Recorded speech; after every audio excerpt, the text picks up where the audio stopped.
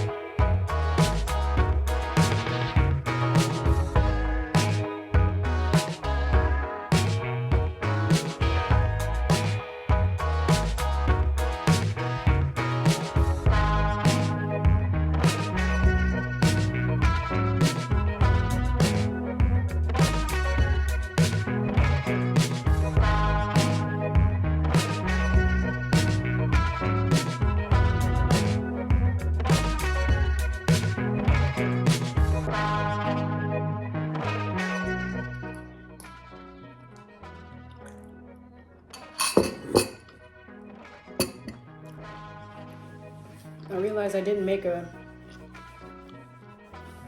video yesterday. It's Saturday, so day 3 on the island. Well, it's not an island. Day 3 in Guyana. March 22nd, 2025. I didn't make a video yesterday, so I'm making a video right now.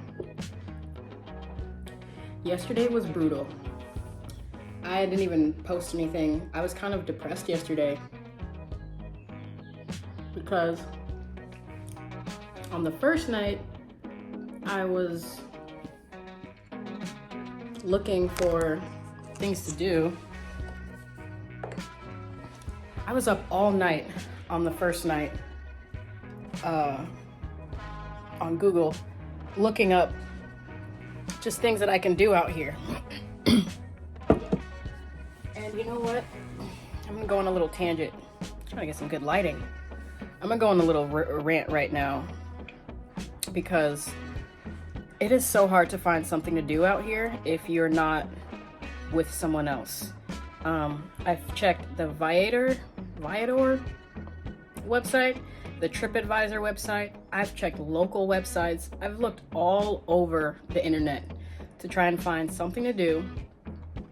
It's not even about the money. It was mostly about just most of the things, if not all of them, most of them, the things that I'm interested in doing, they won't let me book the tour or the event. They won't let me book unless I have 2 people. Like the minimum amount of people for a lot of these things to do out in Guyana were requiring 2 people. And that's just kind of lame. It's really kind of lame. For a split second, and that's why I got a little depressed, because I'm like, for a split second, I was like, just kind of regretting being single. It's crazy. I'm learning that Guyana is not a place for solo travelers. Who knew? It's not really a place for solo travelers unless you're willing to pay. Like, get this. There's a sunset cruise thing that's going down the, I'm saying it wrong probably, 𝘗𝗵𝗿𝗄 River, which is like a famous river in Guyana. And there's a cruise set up. They charge $200 for 2 people to go on this whole cruise. It's like includes drinks and food. Would have been really nice, and you can book for 1 person and they charge $20 more. It's $220 more to book for myself than to book with another person. That's just fucking crazy. They're like, I don't know, unconsciously or unknowingly just sort of promoting, like, I guess, connection with people. I don't know. they say like, okay, so there's a lot of culture here, you know, there's a lot of, it's like a melting pot of cultures, and I get it. We're like kind of on island time or Caribbean time, and we're like friendly and we're like laid back out here. But yeah, that sunset cruise kind of threw me off when they were like, it's $200 for 2 people and $220 for 1 person. I don't know how it would cost more for less people. So I was kind of going through it yesterday. There's the waterfall. I'm not gonna say it because I don't know how to fucking pronounce it. It's 𝘃𝗵𝗆𝗄𝗃 Falls. It's like this famous waterfall in Guyana, and I've been looking at that waterfall since I booked the flight. That's like the only thing that I was actually looking forward to doing when I come out here. And yeah, to book that, you either have to have 2 people with you, or you have to go on an 8-day like camping trip kind of thing. 8 days where they like walk you through the entire rainforest and like fly you over the waterfalls. It's supposed to be magnificent. It's like $2,800. Obviously, I'm not going to be booking no 8-day flight, but I can't even book like a 1-day thing unless I have another person with me. The 1-day thing was like maybe $150, $170, which is no problem. Like, the money is not the issue. It's just like they're really trying to make it hard for a solo, single, happy woman traveling to like Guyana. They're really trying to make it difficult for me. I've looked everywhere. I've like called TripAdvisor too and asked them to try and compromise or accommodate by like, hey, you know, can I book this tour for just myself? And he was like, well, you can book for 2 people because that's the minimum, but you can just, you know, you can go. He wanted me to pay twice as much for a tour, so that I just me by myself. That doesn't make any sense. So I was kind of depressed yesterday because I spent the whole night, first night, I spent the whole night. I went to sleep at like 1 o'clock in the morning because I'm like, what am I going to do out here? What am I going to do? And then the second night, like the second day, I woke up at like 3 o'clock in the morning. I slept for like 2 or 3 hours on the first night. And I just was up all morning just looking for stuff to do. There's like a 7 curry thing. Obviously requires 2 people. I'm not even a big curry fan, but it's like curry's really popular out here. So I was like, okay, let me go learn how to make some curry. They're like, nope, not unless you have someone. There's a dinner in a secret garden with a singing chef where basically they like, it's like a farmer brings like fresh produce and meat and stuff, and he cooks it for you, and then there's like a singing, he like sings and stuff. They're like, nope, you can't go by yourself, you have to do that with 2 people. I actually thought about doing that. It was $85 per person, but with a minimum of 2 people, so I would have paid like over $160 just for a dinner. I still actually might do that. I still might pay $160 for a dinner. But I actually read some reviews on that online, and it was like 50-50. Like half the people were like, oh, this was lovely. You know, of course you have to have a minimum of 2 people. So, and then the other half were like, it was kind of underwhelming. At this point, I'm just trying to do something. I'm not even trying to like, you know, do anything extravagant, but this is the 3rd day, and I'm going on the 3rd day in my Airbnb. Kind of annoying about that. I also stumbled upon some history of Guyana, which I'm gonna probably mention in my stories on Instagram, but since I know that most people aren't paying for this episode, I'm just gonna mention it now. How did I stumble across it? I got into a rabbit hole of Guyana. How did I stumble across it? Okay, don't judge me, future me, but I downloaded the Tinder app just to see who's around here, and upon like entering in my information, I got a prompt from Tinder saying, hey, just letting you know, the area that you're in is kind of like, I forgot the exact words, but they were basically saying the area that you're in is kind of harsh toward the LGBTQ community. And I was like, huh, what the hell? I uninstalled the app. I didn't really even want to be on the app. I don't fuck with that shit. But then I Googled, I was like, all I Googled was LGBTQ Guyana. And apparently it's illegal to be gay here. Can you imagine that? And I'm not gay, so it's like not really a big deal. I'm single, but you might as well be gay. If you're single, you might as well be gay. It's illegal to be gay here. They will throw you in prison for sodomy. And sodomy, according to the eyes of the law, includes not just anal sex, but it's oral sex and manual sex, sex with your hands and shit like that. Any person who is, I guess, performing sodomy on the same sex, man or woman, but mostly men they persecute, will be thrown in prison, up to 2 years imprisonment. Actually even longer for like, depending on the severe, I forgot how, I looked up the, it's crazy though. You can actually go to jail for being gay. It really, really makes me proud to be an American. I'm not even gay. Cross-dressing in Guyana was illegal until 2018, like dead ass illegal.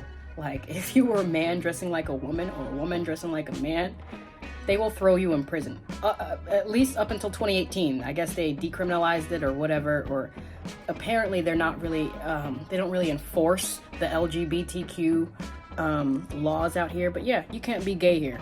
You can't be gay here. And I just think that's just kind of weird, because my friend who told me about Guyana, I met him in the Cayman Islands.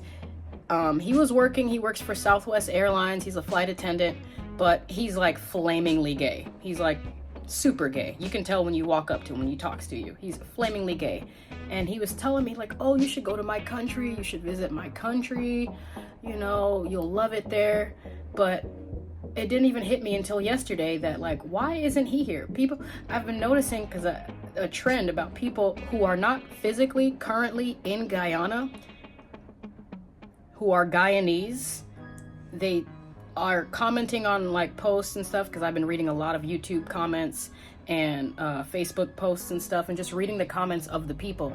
And all the people who are Guyanese who say, oh, Guyana's such a beautiful place, it's such a wonderful place, they are always currently saying like they're not physically in Guyana at the time. And I just think that's fucking crazy. Like, how is it a beautiful place and you love it and it's your homeland, but you're not physically here? That's like unanimous across the board. Go find any post or any video about Guyana and then read the comments. Most of the comments coming from Guyanese people are people who are just longing to be here. They're not actually here.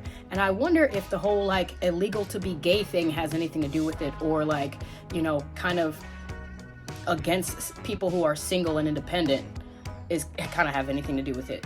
So yeah, my friend Joshua is not even in the country. And I brought that up to him too. I messaged him on Instagram like, hey, I just found out that it's basically illegal to be gay here. And he was like, yeah, it is, but they don't enforce it. Cool. So you can't even be yourself in your own home country. Really makes me proud to be an American. I'm not. I'm not saying that I'm, you know, trying to rush back home or anything like that. I'm not gay, obviously, but like, I can't even imagine. This is like, it's literally like a whole nother world. I feel very privileged and very blessed to be a part of America, and I'm grateful for the knowledge and the experience that I've gained since I've been here in Guyana to sort of help me bring it back home. Like, you know, I'm not, you know, I don't really care for the gay parades or the trans people and stuff, but I know that at least they can be that way without going to prison. Isn't that wild? That's so crazy. I also did, like, I was going down a rabbit hole, going down several rabbit. I'm just like I was feeling kind of discouraged for not being able to like just book a tour or some kind of like anything to, there's like a rainforest that I wanted to go to or something. I don't even really care about rainforests, but you know, it's not really much out here. So I was like, hey, let me book a thing for the rainforest. Of course, I have to have 2 people to do that, so that didn't happen. Trying to work my way around that. So I went down a rabbit hole and I learned about, oh, do I even want to get into this? Apparently, and I'm just ignorant. Maybe I'm not ignorant. I'm just like, I kind of like taking things for what they are. I really like, it never really occurred to me or crossed my mind to do historical research on the country wherever I go. I never really do research while I'm like waiting to go. I kind of just watch videos from tourists who say, hey, this is what you can do in Guyana. I just look for those type of videos, but I never really looked up the historical or anything until I actually get there. Like in Dominican Republic, I'm going on a sidetrack, it'll be full circle, trust me. In Dominican Republic, I had no idea about the rich history. The only thing I knew about Dominican Republic was that they were Africans and they were invaded by Spaniards, and now basically like the black people speak Spanish. That's Dominican for you.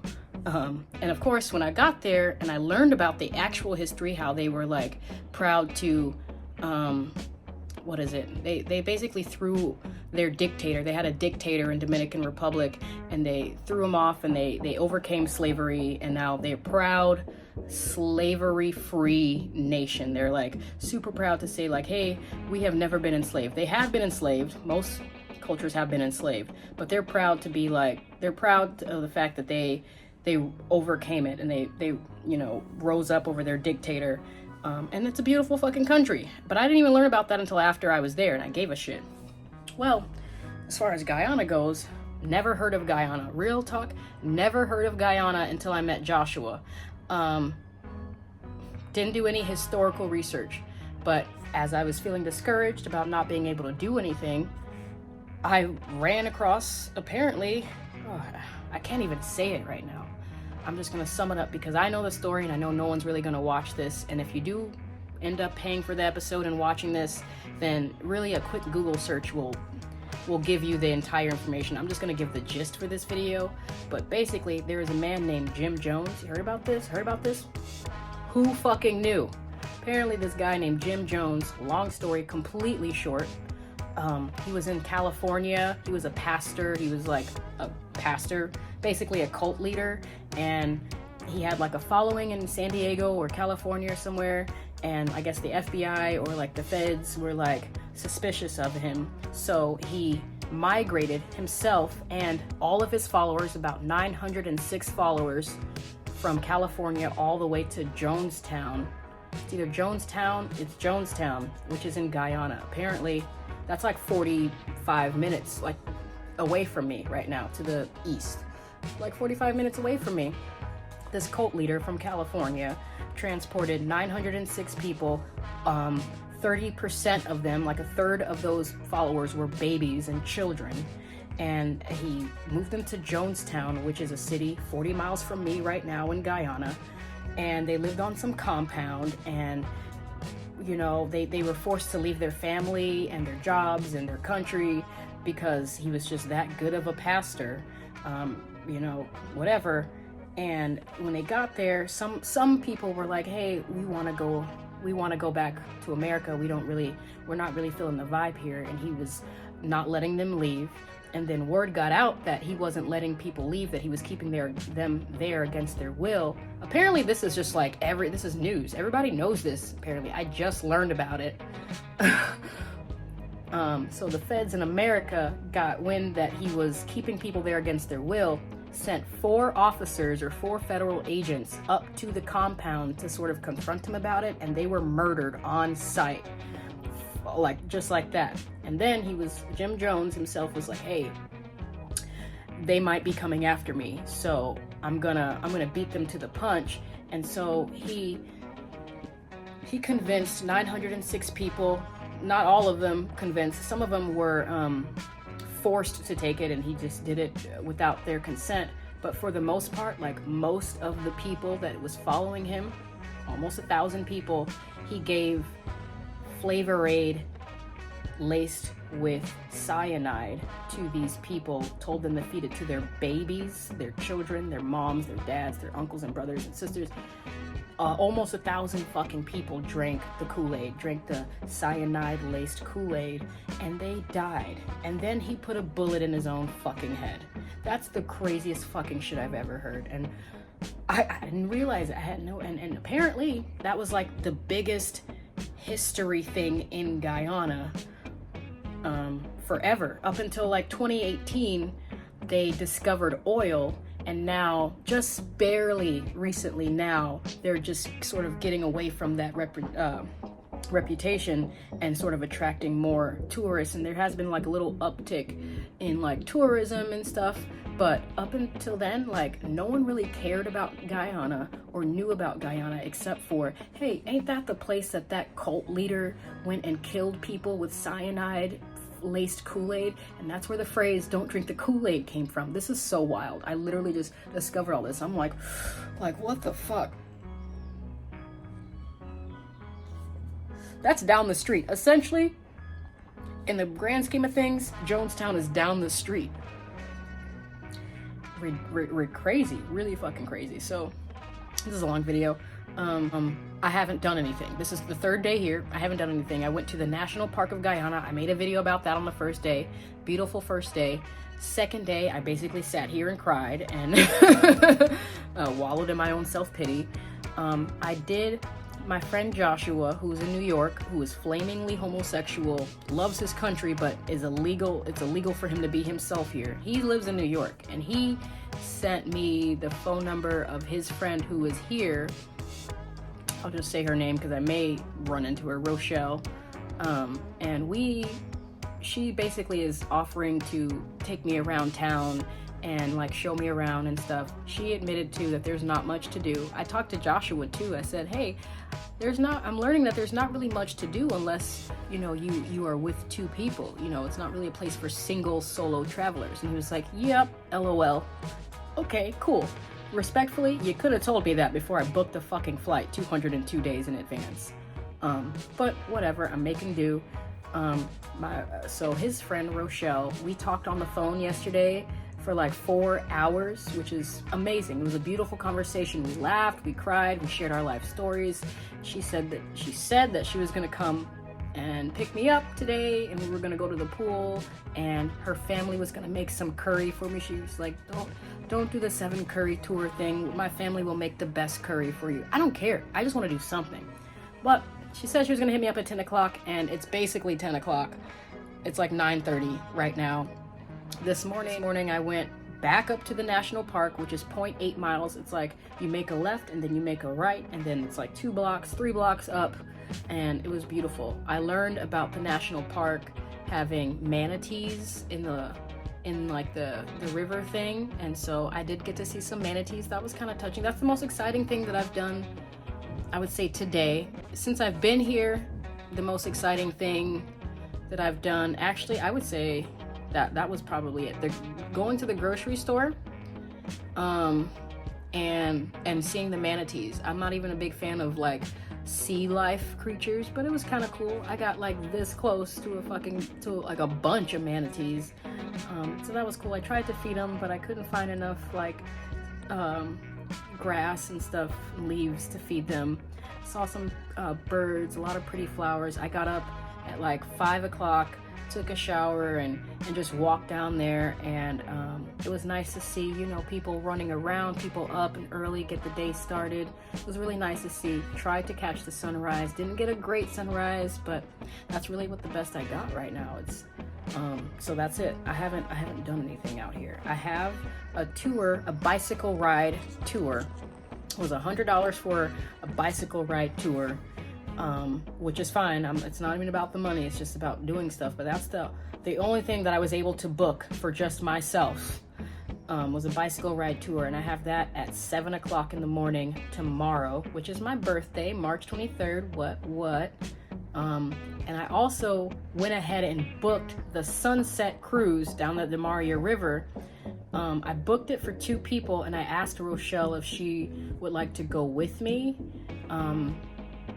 Just because, you know, like whatever. It was $200. I saved $20 if I booked for 2 people. She didn't respond yet, and if she doesn't end up responding or can't actually make it, then I'm gonna just go there and just give somebody $20. Like, it's kind of a damn shame that you're charging me more to come by myself. So I'm gonna do that. I don't really have a ride up there yet. There's a bunch of taxis around here. I'll figure it out. But that's really all I got. This has been a very long video. See you when I see you.